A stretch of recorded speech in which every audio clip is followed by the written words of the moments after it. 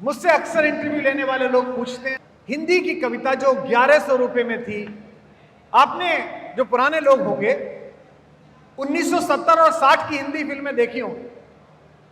1960 की और 70 की हिंदी फिल्मों में जो हीरो होता था, राजेंद्र कुमार हो, धर्मेंद्र हो, एक शायर उनका दोस्त होता था महमूद, जॉनी वाकर। वो गरीब आदमी होता था और उसका एक ही काम होता था कि वो सबको शायरी सुनाना चाहता था और कोई उसकी शायरी सुनना नहीं चाहता था। जब मैंने सन 2000 में ये काम शुरू किया कि मुझे सार्वजनिक रूप से कविताएं सुनानी हैं, तो मैंने उस दिन तय किया कि अब शायर चप्पल में नहीं घूमेगा, अब शायर तांगे में नहीं चलेगा, रिक्शे में नहीं चलेगा, अब शायर मर्सिडीज एस क्लास में चलेगा, चार्टर में चलेगा। और अगर लोगों का दूसरे का गाया हुआ दर्द बिक सकता है तो मेरी जी हुई आत्मा का दर्द महंगा बेचा जाएगा, ये मैंने तय किया होगा।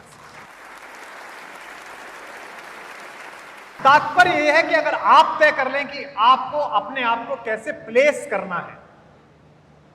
मकान तो सब बना रहे हैं, फ्लैट तो सब बना रहे हैं, अलग अलग समूह के कई बिल्डर तो ये सामने बैठे हैं, लेकिन आप अपने प्रोडक्ट के बारे में तय कर लें, बनाने वाले आप और बेचने वाले जो पीछे बैठे हैं, कि हमारे बीच का सामंजस्य क्या है। और एक बात और ध्यान रखना, ये जो आगे बैठे हैं सोफे वाले, इनको ये बात पता चलेगी, आप लोग भगवान करे जल्दी जान जाओ, इस देश में 1 करोड़ रुपए महीने कमाना बहुत मुश्किल काम है। घुटने लग जाते हैं साहब। मैं गुजरा हूं इससे, इसलिए मुझे पता है, आप सब तो गुजरे हैं ही। बहुत मुश्किल काम है। 1 लाख रुपए कमाना, 2 लाख रुपए कमाना, 5 लाख रुपए कमाना ज्यादा मुश्किल काम नहीं है। 1 करोड़ रुपए कमाना और नियमित रूप से कमाना मुश्किल काम है। लेकिन जब 15-20 करोड़ रुपए साल कमाने लगो, उससे 300 करोड़ के बिजनेस करना कोई कठिन काम नहीं है। 2 अच्छे चार्टर्ड अकाउंटेंट रखो, 1 अच्छा MBA मैनेजर रखो, 2 साल के अंदर आप 300 करोड़ के टर्नओवर के आदमी हो जाते हैं। क्या काम चल रहा है साहब? इस साल कंपनी का टर्नओवर कितना रहा? 300 करोड़, 400 करोड़, उसमें अपने 10 करोड़ ही हैं, बाकी सब ऐसे ही चल रहा है। अब उस 300 करोड़ के बाद आदमी की जद्दोजहद शुरू होती है। कभी पैर, कभी चादर, कभी चादर, कभी पैर। प्रोजेक्ट जब आता है, जमीनें ली जाती हैं, इन्वेस्टमेंट होता है, तो चादर छोटी लगती है। प्रोजेक्ट जब बिकना शुरू हो जाता है तो चादर बड़ी लगती है। ऐसा लगता है कि अब तो मैं अमेरिका में काट दूं प्लॉट, यहां तो क्या लग रहा है भाई। इसी कश्मकश में 40-45 होने के बाद एक दिन शाम के खाने पे यहां थोड़ा दर्द होता है। शुरू में लगता है कि गैस हो गई, फिर दोस्त कहता है कि दिखा लो डॉक्टर को।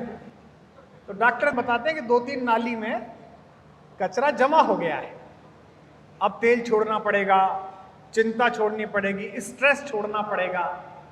यहां 50 आते आते जीवन में धर्म उतरना प्रारंभ होता है। फिर आप बच्चों से कहना शुरू करते हैं, बेटा हमने तो कर लिया, अब तो तुम लोग देखो आगे क्या हो सकता है। ये जो थकान है, सोच की थकान है, ये एक ही काम से दूर हो सकती है। उसे आज जीवन में उतार लोगे तो मैं दावा करता हूं कि आप थकान में नहीं आओगे। क्योंकि मैं इस हॉल में खड़ा होकर इसलिए कह रहा हूं कि मैं पिछले 35 साल से काम कर रहा हूं। 17 वर्ष की आयु में मैंने पहला कवि सम्मेलन पढ़ा था, आज मैं 54वें वर्ष में काम कर रहा हूं। खड़े होते समय उतनी ही एनर्जी रहती है जितनी आज से 34 साल पहले पहले कवि सम्मेलन में थी, आज भी उतनी है। और कोई नुकसान होने पर उदासी नहीं होती। मेरे 6-7-8 साल का कितना नुकसान हुआ है तुमसे बेहतर तो कोई जानता नहीं। लेकिन मेरा चेहरा देख लो और जो उस मलाई का फायदा चाट गए उनका चेहरा देख लो। मेरी प्रसन्नता देख लो और उनके दुख देख लो। मेरे सोशल मीडिया के नीचे तारीफें और आशीर्वाद देख लो और उनके सोशल मीडिया के नीचे गाली देख लो। सूत्र देकर जा रहा हूं, जिसकी मस्ती जिंदा है उसकी हस्ती जिंदा है।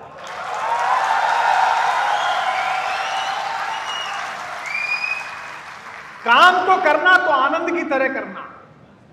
मकान बनाना, मकान बेचना, फ्लैट बेचना तो ऐसे करना जैसे बैडमिंटन का मैच खेल रहे हो, जैसे घर पे बैठ के शतरंज खेल रहे हो, पत्नी ने पकौड़े बना दिए, 4 दोस्त आ गए। अगर तुमने काम को यह समझ के करा कि बड़ा मुश्किल काम, चाहे ये आपके चेयरमैन हो, चाहे पीछे बैठा हुआ, सबसे पीछे बैठा हुआ वो 100 फ्लैट बेचने वाला मेरा भाई हो, जो भी घर से काम करने निकले, ये समझना मंदिर जा रहा हूं पूजा करने के लिए। सदा अपने काम की तारीफ करना, अपनी कंपनी की तारीफ करना।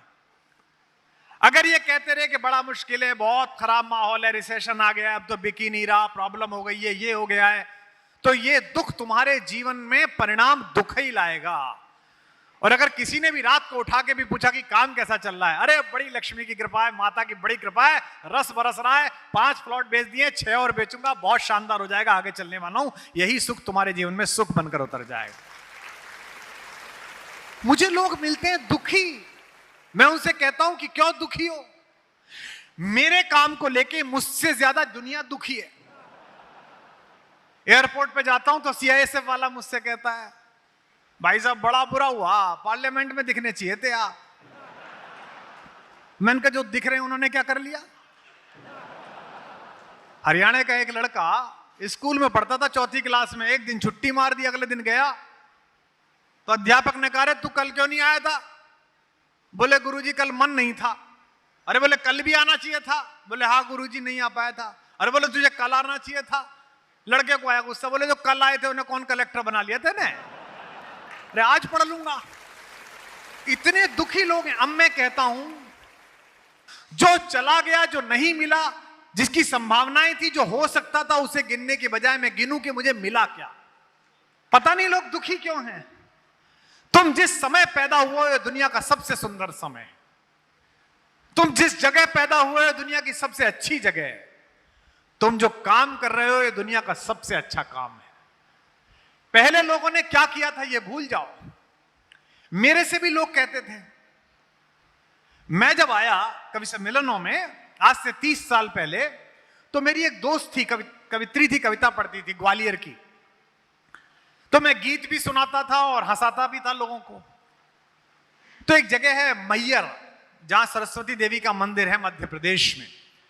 वहां के कवि सम्मेलन में हम लोग थे और मैयर की मां के सीढ़ियां चढ़ रहे थे दर्शन करने के लिए। तो वो लड़की मुझसे बोली कि कुमार तू कंफ्यूज आदमी है। मैंने कहा कैसे?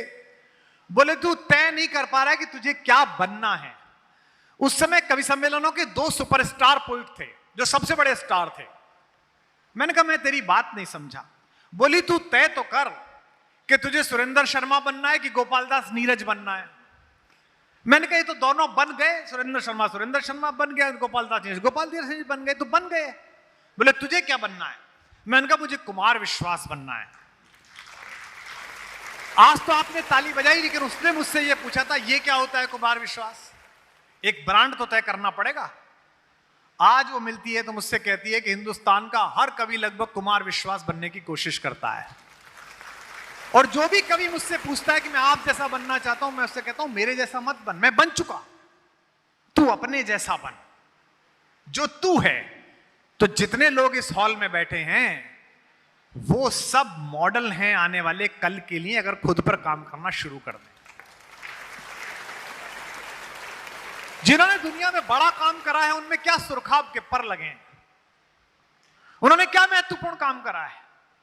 इस देश में जितने सबसे बड़े लोग हुए हैं पिछले कुछ समय में, उनकी जीवन जाके देखिए। मेरा सौभाग्य है कि मैं उनमें से कुछ लोगों के साथ मैंने जीवन का कुछ पल बिताया है। तुमसे और हमसे अतिरिक्त सामान्य पृष्ठभूमि में पैदा हुए, पर हरियाणा में बैठे हुए सारे लोगों, इस ग्रुप में बैठे हुए लोगों, मैं तुमसे यह कहने आया हूं, तुम सबके अंदर एक बजरंगबली है, एक हनुमान है। मैं जामवंत हूं जो उसे पहचान दिलाने आया हूं, तुम्हें याद दिलाने आया हूं।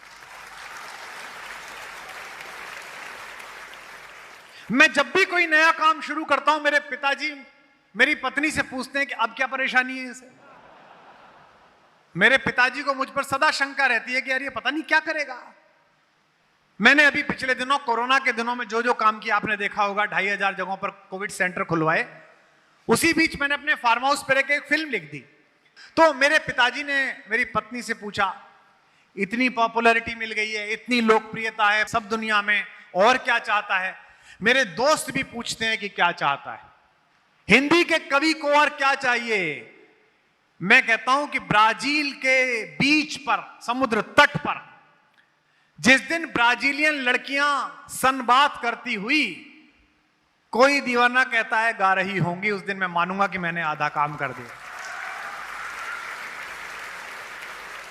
और आपने देखा कि तंजानिया में कुछ लोग गा रहे थे, वीडियो बड़ा वायरल हुआ। फिलीपींस में कुछ बच्चे गा रहे थे, बड़ा वायरल हुआ। यानी कि आपकी महत्वाकांक्षा की कोई सीमा नहीं होनी चाहिए। पर हां, इस बीच एक बात और ध्यान रखना, एक शब्द है महत्वाकांक्षा, एम्बिशन, और एक है ग्रीड, लालच। महत्वाकांक्षा अनंत रखना और लालच जीरो रखना। हमने उल्टा कर दिया है, हमारा लालच बढ़ गया है, महत्वाकांक्षा जीरो हो गई। हमको लगता है इसी में कम जाए, इसी में हो जाए, यहीं से निकालना। नहीं, ये मत करो। आप अपनी महत्वाकांक्षा को तो आकाश पर रखना, अपने लालच को जीरो रखना। क्योंकि जो आप नहीं देखते वो ईश्वर देखता है, वो भाग्य देखता है।